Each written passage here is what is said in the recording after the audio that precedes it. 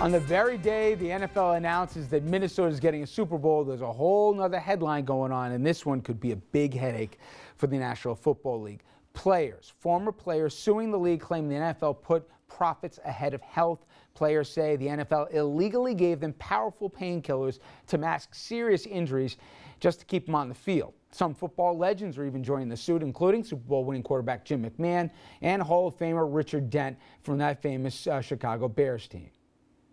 We would never know what we really were taking at times, and I could stand by that on oath. You got shot up 16 times in that toe for 8 weeks in a row, and you lean on the league to hopefully medically help you in certain ways. But when you look at it long term, it's all about getting you back to work and getting you, to win and play games. They knew about it, and they didn't tell us.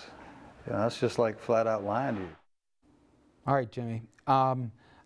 As a defense attorney, as an attorney, there are some cases you'd love to be involved in. Is this one of them? Do the players have a strong case here? Or did they say, you guys are big boys, you know this is a big boy league. If you didn't want to take the injection or whatever it was, the painkiller, you could have said no.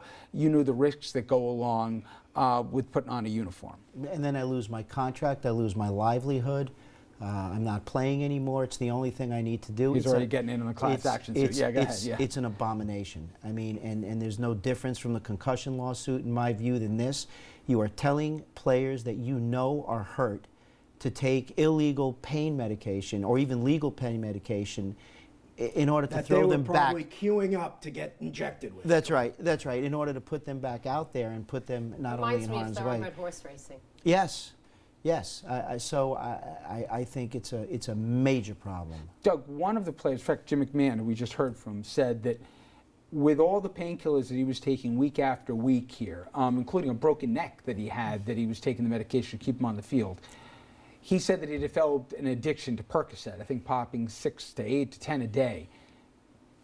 Could they make a cause and effect that they, in effect, create an addiction if you're representing a McMahon here, or no? Is that a stretch? No, I think you could. I mean, it flows logically out of the tort.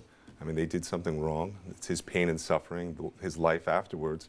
Part of it was drug addiction. But did they do something wrong in that pain medication, let's assume for this conversation it was legal pain medication that they administered by a medical professional.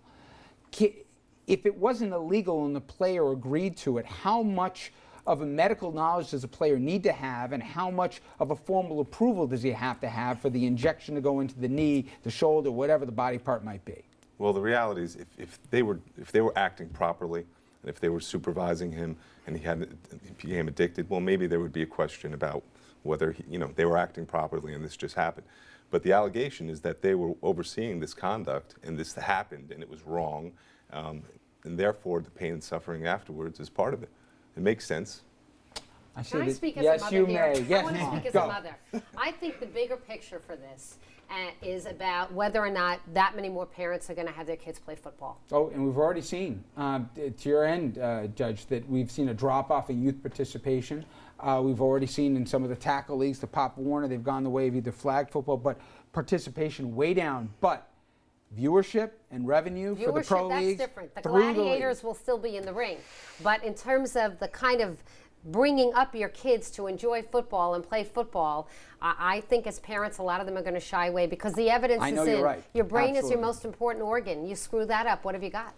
Mark, real quickly here, does the case settlement that we saw for concussions have any bearing on It that? has. It's free money. It's low-hanging fruit. You got some of the same participants here, some of the same defendants from free money. They're going to pay hush money to shut it up. The suit has, in my view, absolutely no merit. Are people actually shocked that there's gambling in the casino? When you look at these people on Sunday, they don't look like normal human beings. It's an assumption of risk. Everybody knows, wink, wink, nod, nod, what's going on.